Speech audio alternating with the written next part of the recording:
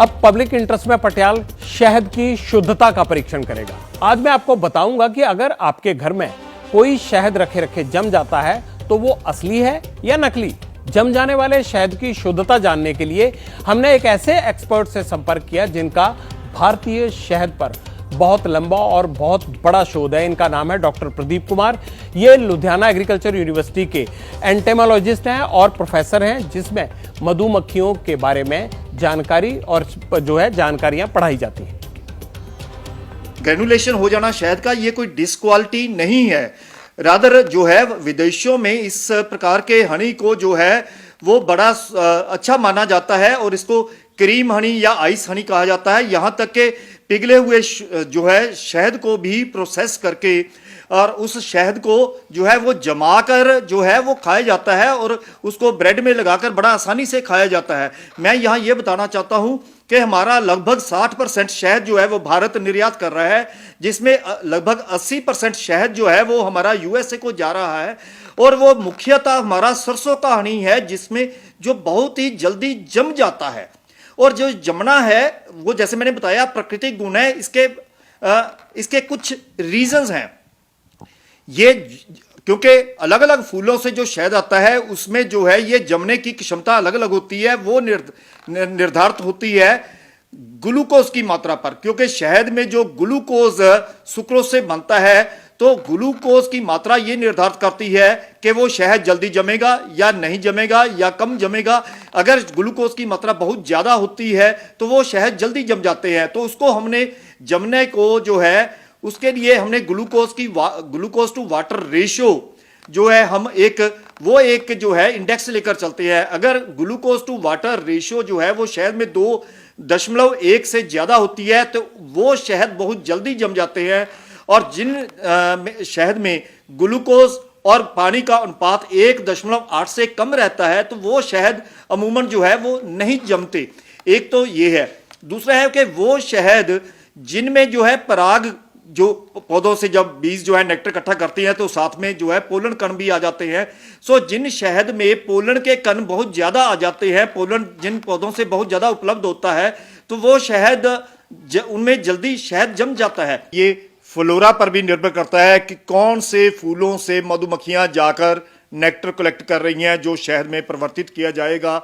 और कुछ हमारे जो है वनस्पति ऐसी है जिसके शहद बहुत जल्दी जम जाते हैं, क्योंकि मुख्य कारण वही है कि ग्लूकोज टू वाटर रेशियो और दूसरा है परागकण होना।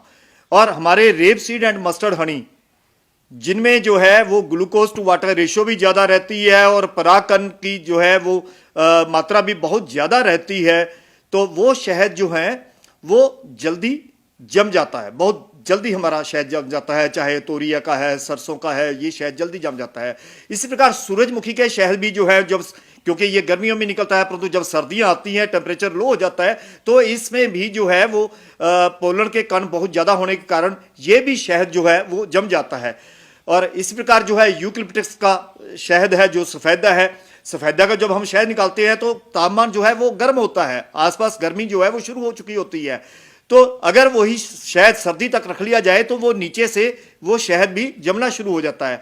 और कई इस प्रकार के शहद है जो नहीं जमते, जैसे मल्टीफ्लोरा का है, लीची का शहद है। इसी प्रकार जो है वो हमारा जो है ये बरसीम का हनी है ना, क्लोवर हनी जिसको बोलते हैं, अकेशिया हनी है। अकेशिया हनी भी जो सर्दियों में एक बड़ी नरम सी क्रीम के रूप में कई बार जो है वो जम जाता है।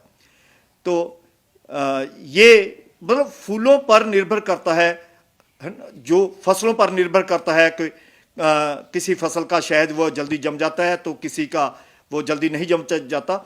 और जैसे मैंने बताया कि परागकण जो है वो, और एफएसएसआई के मानकों में एक मानक भी ऐसा दे दिया गया है कि शहद में मिनिमम जो है वो 5000 पराग के कण प्रति ग्राम हनी ये होने आवश्यक है। ये मिनिमम लिमिट है। सो अगर सभी हम परागकण बीच में से निकाल दें उस हनी में से तो वो शहद ना जमे, वो क्योंकि जो पोलन ग्रेन्स है वो सर्व फैसिलिटेट करते हैं जो हनी के ग्रेनुलेशन में। तो परंतु पोलन कि जो है वो मानकों जो एफएसएसए के मानक है उसमें एक सीमा निर्धारित कर दी गई है, मिनिमम सीमा, और ये क्योंकि न्यूट्रिएंट को भी ऐड करता है, तो ये कुछ वैसे क्योंकि भ्रांतियां सी हैं कि हमारा शहद जम गया तो इसलिए ये शहद कोई जो है वो अडल्ट्रेटेड है, तो ये मानना जो है, ये धारणा जो है, ये बिल्कुल गलत है। शहद की शुद्धता पर हमारे परीक्षण को अपने परिवार के साथ जरूर शेयर कीजिए। जैसे ही घड़ी का काटा दोपहर 2:30 पे आए, बबीता जी का दिल सास बहू साजिश के लिए मचल जाए। और ये है इनकी बहू, पूरे दिन ऑफिस की टेंशन हो जाए गॉन जब ये करें अपना फेवरेट शो फ्री टाइम पे ऑन। इनकी तरह आप भी देखिए अपना फेवरेट शो अपने टाइम पर और डाउनलोड कीजिए एबीपी लाइव ऐप अपने स्मार्ट टीवी पर।